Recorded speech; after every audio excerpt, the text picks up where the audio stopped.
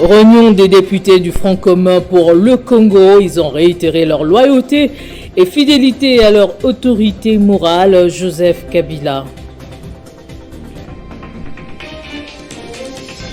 Fin des travaux d'évaluation des opérations militaires conjointes FARDC-UPDF à Béni au Nord Kivu.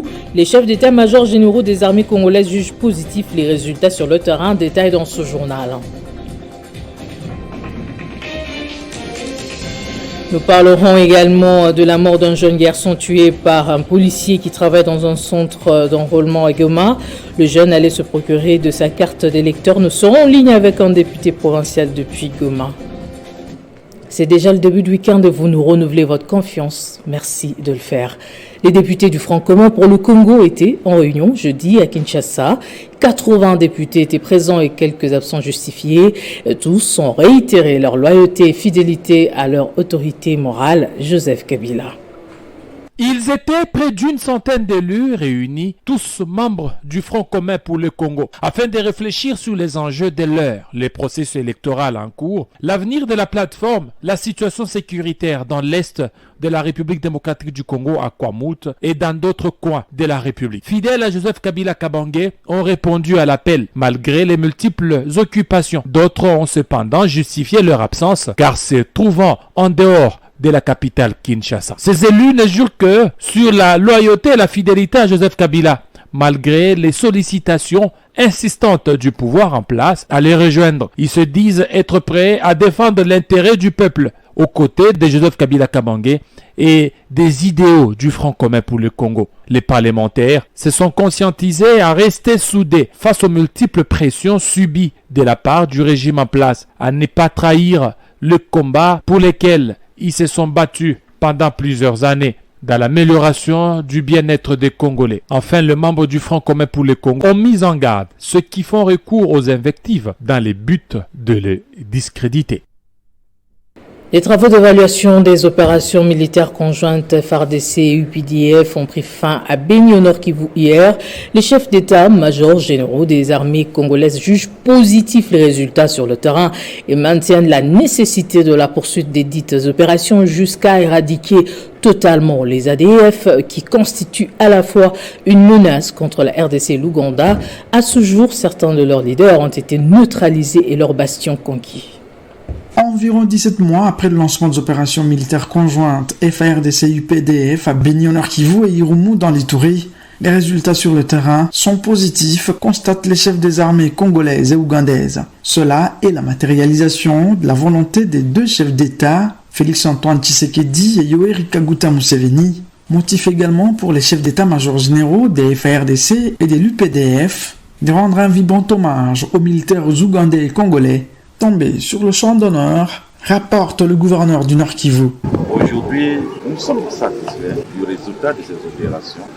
Plusieurs bastions des terroristes ADF-MTM démantelés et plusieurs d'entre eux et aussi des leaders neutralisés. L'ADF reste redoutable. Les généraux Wilson Mbadi Mbassou et Christian Chiwewe Songesa ont réaffirmé la nécessité de poursuivre les opérations afin d'empêcher ces terroristes à se constituer des nouveaux bastions. Les terroristes ne cessent de jamais. Aujourd'hui, même les bastions et plusieurs d'entre eux neutralisés, et ils tiennent toujours en petits groupes et dans des villages isolés ou dans des champs. C'est là où ils nous font très mal. C'est pourquoi nous nous réunissons de temps à autre pour voir là où nous pouvons concentrer notre force. C'est au nom du président de la République démocratique du Congo que le gouverneur du Nord Kivu, le lieutenant-général Constant Ndima, a clôturé officiellement ses travaux d'évaluation dans la salle des conférences de l'hôtel Okapi Palace de Béni. Aux côtés de leurs chefs respectifs, plusieurs officiers généraux et supérieurs des FARDC et de l'UPDF ont également pris part aux travaux. La MONUSCO a officiellement fermé le 6 avril sa base militaire de Kamango à Watalinga au nord Kivu, établie il y a 10 ans pour contrer la menace que représentaient les rebelles ADF. Cette base a été fermée et remise aux autorités locales. La MONUSCO s'est retirée dans cette zone à la faveur de la paix et de la sécurité revenue et conformément au plan de transition qui prévoit une sortie graduelle et responsable de la mission onusienne de la RDC. Toujours au Nord Kivu à Goma, un policier qui travaille dans un centre d'enrôlement a tué par balle un jeune garçon qui allait se procurer de sa carte d'électeur. Cet incident s'est produit non loin du centre d'enrôlement Biaï sur la route menant vers l'aéroport. On écoute Issé Kakule Kalindi, Pamugi, député provincial depuis Goma que nous avons joint en ligne.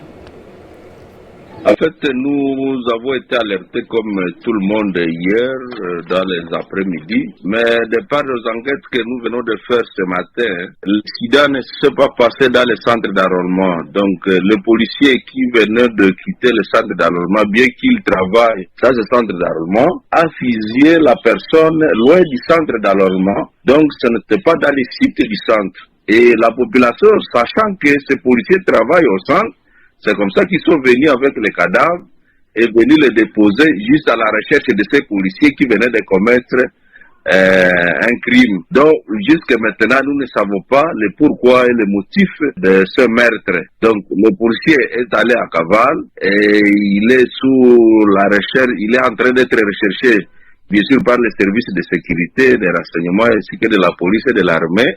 Tous les centres, les matériels ont été vandalisés. Parce que, après avoir déposé les cadavres là-bas, d'après les informations à notre possession, et ils se sont maintenant pris au matériel du centre d'enrôlement. Un des gars, il y a eu des pertes à vie humaine de ce monsieur-là qui a été fusillé par les policiers, mais aussi beaucoup de matériel de la CENI. Je dirais même tous les matériels de la CENI ont été endommagés par la population à colère, dont on ne pouvait pas savoir identifier. Donc la population était en colère en venant avec ces cadavres venir les déposer par devant le bureau de la CENI à l'EPBI. À l'EPBI, c'est juste la route qui mène vers l'aéroport à Kihizi. En fait, le message que nous avons à lancer, c'est à demander à la population de s'apaiser parce que on ne va pas fermer le centre d'enrôlement tant que la dernière personne ne s'est pas encore enrôlée.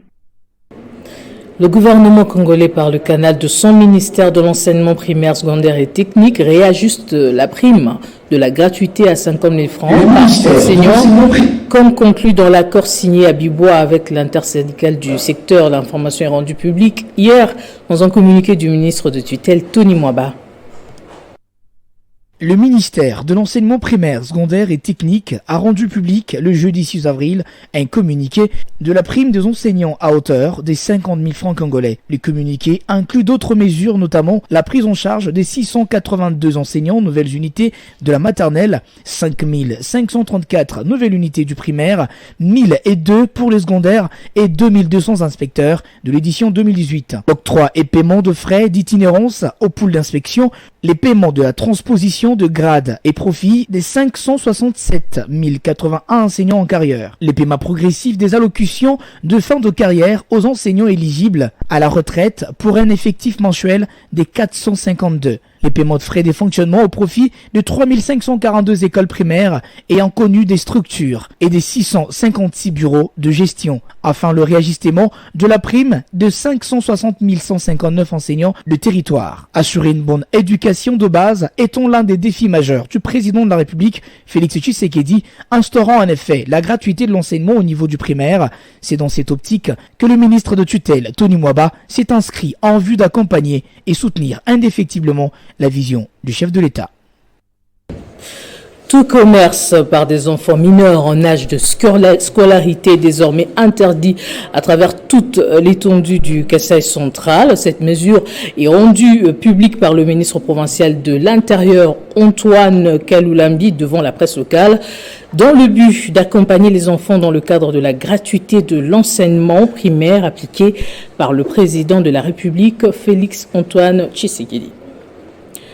Plus loin de nos frontières, les présidents français Emmanuel Macron et son homologue Xi Jinping ont appelé hier jeudi à Pékin à des pourparlers de paix les plus vite possible pour mettre fin à la guerre entre la Russie et l'OTAN, rejetant aussi tout recours à l'arme nucléaire. Le président français Emmanuel Macron a affirmé que Pékin peut jouer un rôle important pour la résolution du conflit russo-ukrainien. Le président français espère également renouer les liens avec la Chine au niveau économique et commercial. Le chef de l'Élysée s'est exprimé en ce terme lors d'un discours devant la communauté française à l'ambassade de France dans la capitale chinoise. Des propos pétris d'optimisme de la part d'Emmanuel Macron envers une Chine précisément forte de sa relation étroite avec la Russie, encore réaffirmé ce dernier jour. Les deux dirigeants se sont accordés aussi sur le fait que l'arme nucléaire ne devrait pas être utilisée en Ukraine, dont la déclaration conjointe qui a sanctionné la rencontre. Signalons que pour il était également question de rétablir les relations après une longue période d'absence des contacts personnels en raison de la pandémie. La dernière rencontre entre Macron et Xi Jinping remonte au sommet du G20 en Indonésie et la dernière visite du président français à Pékin datée de janvier 2018. À 3 mois du coup d'envoi des 9e Jeux de la francophonie à Kinshasa, les travaux de construction des infrastructures avancent normalement. Hier, le ministre des Sports et Loisirs, François Kaboulou, et celui des Finances, Nicolas Kazadi, ont visité les différents sites qui vont abriter ces Jeux, entre autres le stade de Martyrs de la Pentecôte.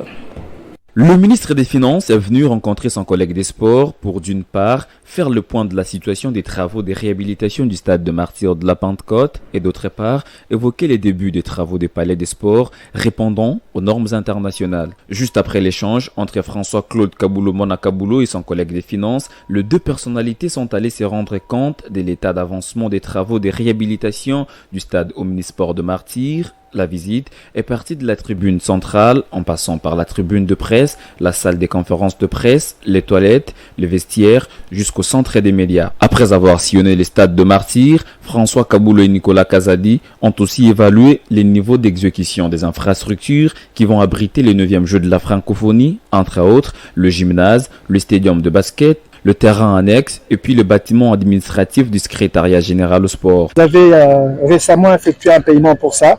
Il y a le navire qui va arriver le 9 avril qui comprend les 7 autres bâtiments qui restent. Le solde.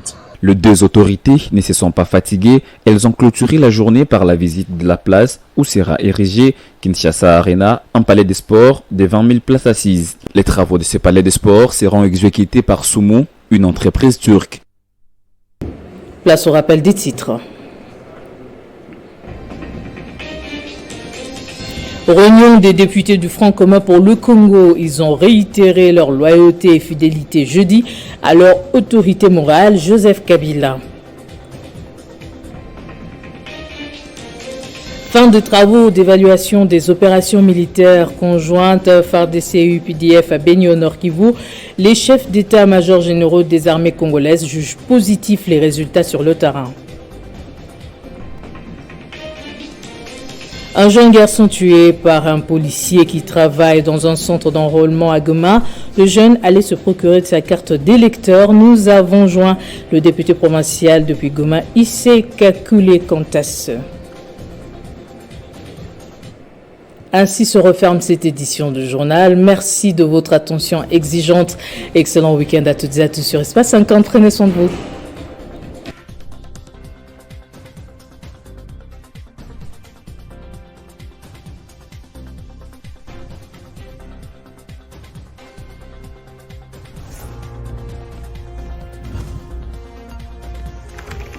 L'actualité reste en continu.